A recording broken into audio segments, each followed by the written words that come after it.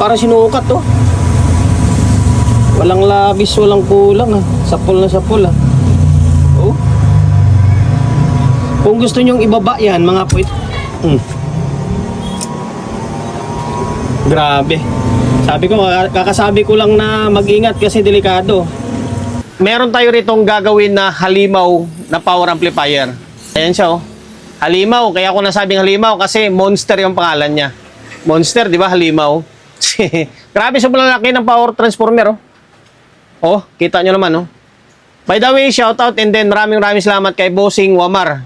Yan, galing Bohol pa ito. Kay Boss Wamar na pinagkatiwala sa atin yung unit niya. Pinadala rito sa atin para ipa-recondition or ipa-repair kasi may paggagamitan sila dito. Yan, kung mapapansin nyo, may equalizer na nakalapatong doon kasi na-repair ko na yung channel 1 na to, itong channel na to. Nakalimutan ko lang siya gawan ng intro. Kaya kailangan ko ng intro. Siyempre, sabi ko nga, gusto ko ipakita ko na yung mukha ko tuwing mag-intro tayo. Ayan. Ngayon, eto na. Simulan na natin. Monster na MPA-4 42,000 kasi nakalagay yun. Tinabunan lang. Ayan, 442. Siguro kwanto? 4,000 times 2 siguro. 4,000 watts. Yan, Monster na MPA-4 42,000. Mali lang siguro yung pagsusulat. May history ng repair. Ipakita ko sa inyo ha. Ito na, wala na nga yung ilaw. May history ng repair. Tinanggal ko na agad yung takip. Ayan o. Yan, sino gumawa nito. Binakbak yung relay. Tapos may mga pinutol. Ano ba pinapuputol dito? Grabe yung transformer niya oh. Ang supply nito ay nasa around sumin natin 166. Okay, 166 yung high rail niya. Yan, 166 naka 3 tire siya. Naka 3 tire. Ngayon, grabe oh. Hindi naka-zoom in yan ha. Pero grabe oh, tingnan to yung heatsink ko. Halos pantay na lang sila sa bubong nyo. Sobrang bigat, siguro mga nasa around 70 kilos siguro ito. Tapos ito yung kapasitor niya. Baliwalay ko na lang siguro i-review dito. Ayan, ngayon, paano ko to ikuan? Ito troubleshoot. Tika lang, hanapan natin ng wire. Kasi ang gamit na wire is, pang heavy duty, no? Wala yung kapares niya. Ang gagawin natin, dito tayo mag-inject. Ayan, dito tayo mag-inject.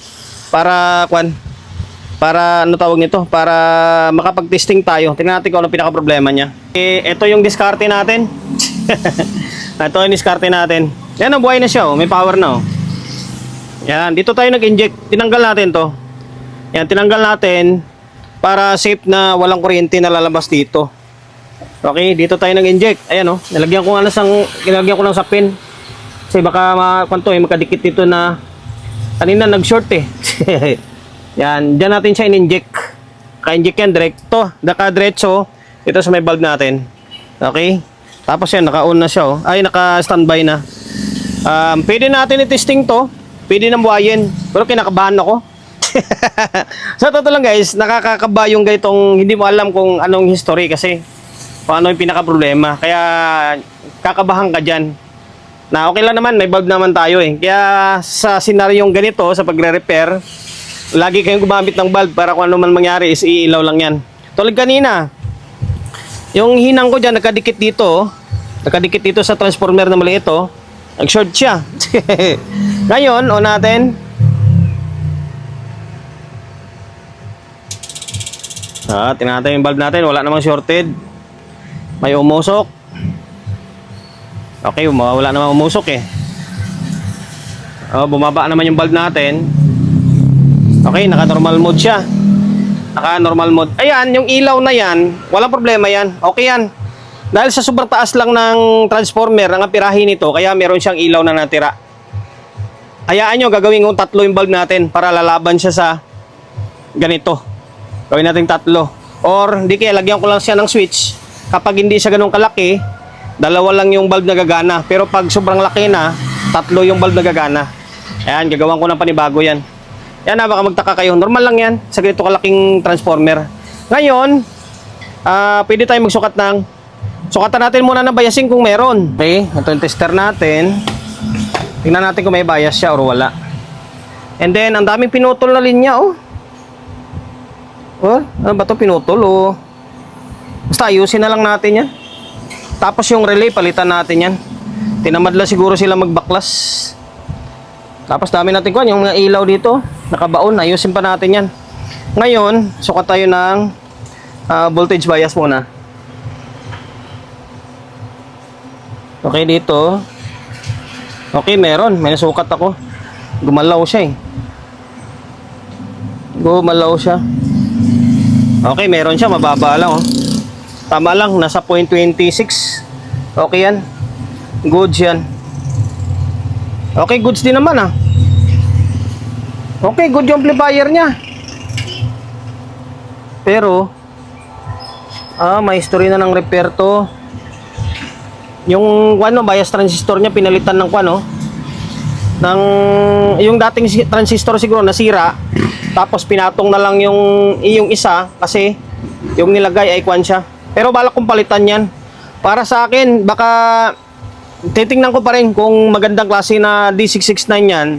Okay yan, di ko papalitan yan. Pero kung tingin kong medyo may problema or hindi siya ganun kaganda, papalitan ko yan mamaya. Ngayon, maglagay tayo ng speaker para magkalaman ah. Okay, maglagay tayo ng speaker. Natin kung may audio. Pati ito, ayusin natin itong mga kable niya oh.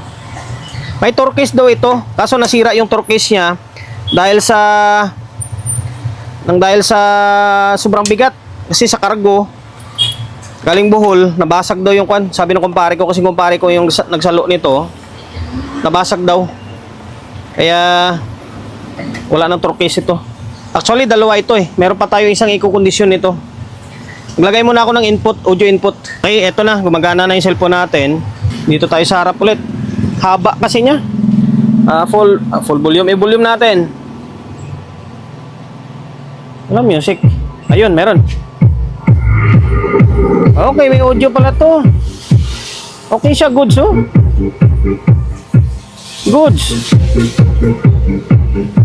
Tapos dito, okay, parehas may parehas may audio. Parehas may audio. Pero gagawin natin, i-re-recondition natin to kasi pinapa-recondition sa atin. Ang kagandahan diyan is may audio siya. Working siya.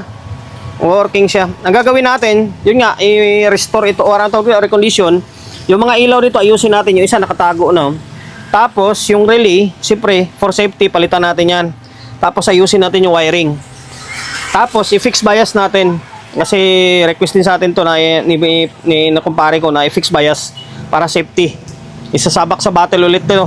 Baklasin ko itong channel na to.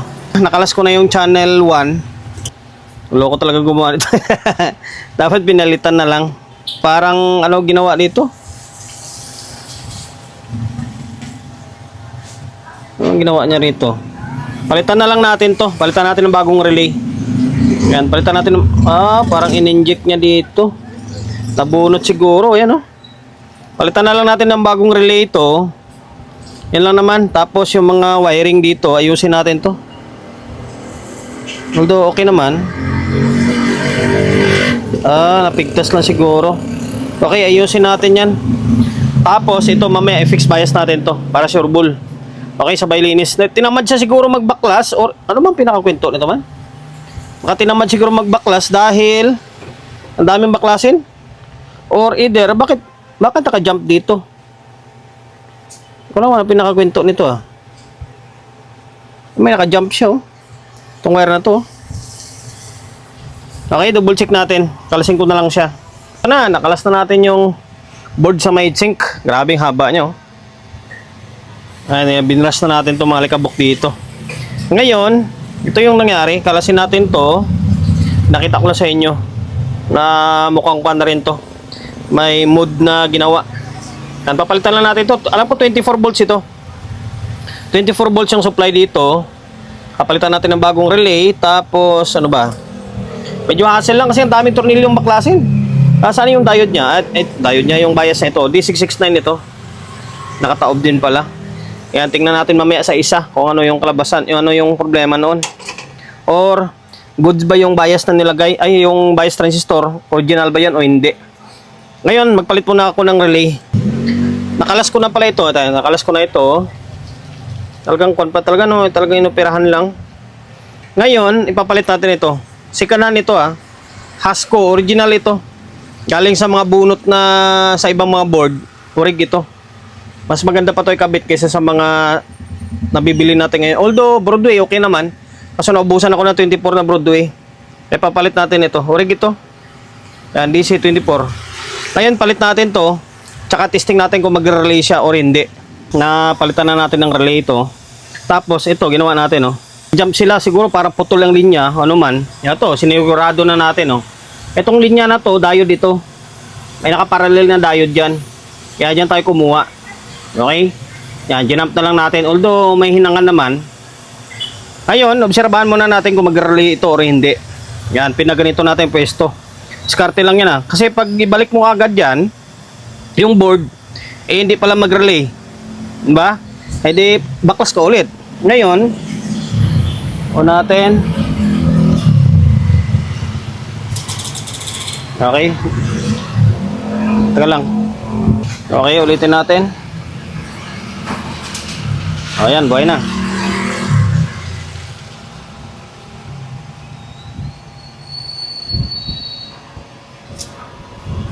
Soft start. Okay.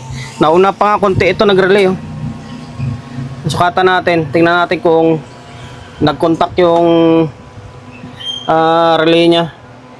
Pumalo naman siya Ngayon ito natin. Okay, meron. Okay, pumalo siya. Ngayon, dapat pag i-off mo yan, dapat mawawala yung contact. Off natin. Okay. Dapat mawawala yung contact nito. Dapat mawala. Okay, nawala siya. Meaning, okay na yan. Pwede na ibalik to. Ngayon, ibalik natin. Or ibalik ko lang pala. Sorry. Ibalik ko to sa may heatsink na niya. Ayan, dami natin babalik ko. Tapos, i-calibrate natin, i-fix bias natin para sigurado. Na ibalik ko na. Tagal. Nakakangawit din sa kamay magbarina. Buti kung may ganyan ka yung wireless na ano tawag nito na cordless na barina. Kung wala, mano-mano, tatamarin ka talaga dito. Sa dami pa naman ito. Ayan, ito i-relay, pinalitan natin. Tapos, ano pa balak ko ditong gawin? Malinis na ito. Mamaya, i-calibrate natin to. Tingnan natin kung ano yung bias nito. 3.3. Tapos sa 3.3, pwede natin lagyan siguro ng mga 2.7. Palitan natin ng mga 2.7. Palitan ko na agad. Try natin. Tingnan natin kung ano magiging labasan niya. Palitan natin ng 2.7. Familiar sa akin itong klaseng design Lagyan natin ng 2.7. Tingnan natin kung ano magiging labasan niya. Ibabalik ko na sana. Tapos sabi ko ayusin ko itong kable dito. Pinutol pala to. Pinutol Tapos pinagdikit niyang ganyan Akala mo nga dugtong pa. Alam ko sa clip ito Hindi ko alam kung sinong tumirada nito na siguro para hindi na magki-clip, pinutol na lang. Na hindi naman pwedeng ganon. Okay naman yan kahit nagki-clip. Basta kumikindat-kindat, okay lang yun. Or di kaya pwede naman mag-adjust Pinutol Same din dito, mapapansin nyo, tinanggal ko tong isa May kulay dilaw na shrinkable tube, pero hindi magkadugtong to. Hala hindi magkadugtong. Di ba? Hindi magkadugtong yan. Nilagay lang yung tube, tapos akala mo dugtong, pero hindi. Bira na yan Ito guys, para mo lang dinayain sarili mo niyan. Akala mo hindi siya nagki-clip kasi nga wala kang nakikitang clip. Pero ang totoo niyan, nagki-clip na siya. Pwede naman dayain yan Or adjust na lang, di ba? Okay, mali. Naisalpak ko na siya, hindi ko pala na-fix bias, pambira. Mamaya na lang siguro. Ngayon, binalik natin yung clip niya. Binalik natin yung clip dito. Binalik natin yung clip diyan. Para wala nang daya. Ayan binalik natin, dinugtong natin. Walang laman yung yung shrinkable tube. Hindi nakadugtong yun. Ito siya binalik natin yan. Tapos, siyempre gumawa tayo ng diskarte natin. Yan ang tinatawag na revise. Nag-adjust tayo para sa clipping niya. Ngayon, patulugin ko lang muna. Ang gagawin ko, puputulin ko yung puputulin ko yung ano tawag nito, yung video natin, magiging part 1, part 2 na lang. On muna natin. Patulugin ko muna siya bago ko siya i-calibrate ulit.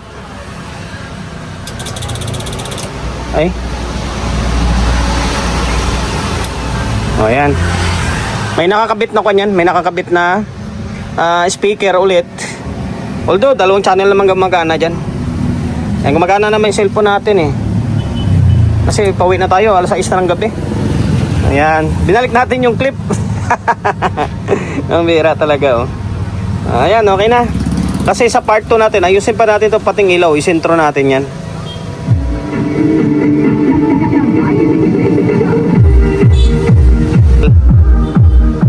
Okay.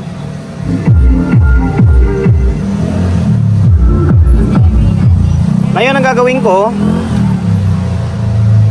gagawin ko dito ay i-fix bias muna natin. Tapos ito naibalik na natin yan. Basta naibalik na natin. Tapos ang ipapalabas natin 0.25 lang. Di ba kanina pinakita ko sa inyo na nasa 0.25 lang yung bias niya. Yun din ang ipapalabas natin. I-fix ko muna ito. Nag-fix bias na ako ah. Ito siya oh. Nakita ba? Hindi naka-flashlight pero kita naman eh. Yan 2.7K yan. 2.7K ang ginamit natin. Tapos ito yung trimmer nyo. Pasensya na kayo sa kamay natin. Maghapon tayo nagtatrabaho eh. 3.3K. Ganun kadugyot yung kamay ng isang technician. Yan 3.3K. Tapos ginawa natin 2.7. Familiar na ako sa ganitong klaseng design ng amplifier eh. Okay, switch on natin. Yan, kumikindat na yung signal. Tapos dito stock pa ito ah. Stock ito. Saan ba yung trimmer niya? Ayan. Kulay dilaw na yan oh. Okay, naka-stock to. Ito naka-fix. Ngayon ikumpara natin kung alin sa kanila yung mataas, alin sa kanila yung mababa. Tapos dito, mag-ingat kayo sa pagsulot-sundot lalo ng sobrang taas ng supply nito. Lagapak ka dito. Ayan oh. 0.26. Tapos dito para sinukat to. Walang labis, walang kulang ah. Sapul na sapul ah. Oh. Kung gusto nyong ibaba yan mga puwit. Grabe. Sabi ko, kakasabi ko lang na mag-ingat kasi delikado. Para ka nag-welding oh. Pero buhay pa siya oh. Ang tibay. MJL kasi ito, kaya tibay eh. Naman sunog yung ko, tester ko oh. Yan ang ganda na mayroong ilaw. Okay, take to ah. Sama yan sa buhay ng technician. Oh, sapol na sapol oh. Kung wala kang bulb noon, tapos na. Problema ka sa transistor. Napakamahal pa naman ang transistor niyan. Medyo kan lang, medyo binuhay niya lang yung dugo ko or diwa ko. Pauwi na kasi. Ganon katindi ang ganito kalaking transformer. Para kang nag-welding. Para kang nag-welding. Tama, spark lang yun ha. Pero pansinin yung tester ko. Putol oh. Putol yung tulis niya oh. Sobrang init. Grabe naman yan oh. Oh, di ba? Ano, magiging technician ka pa ba? Ngayon okay na to. Volume natin ulit. Oh.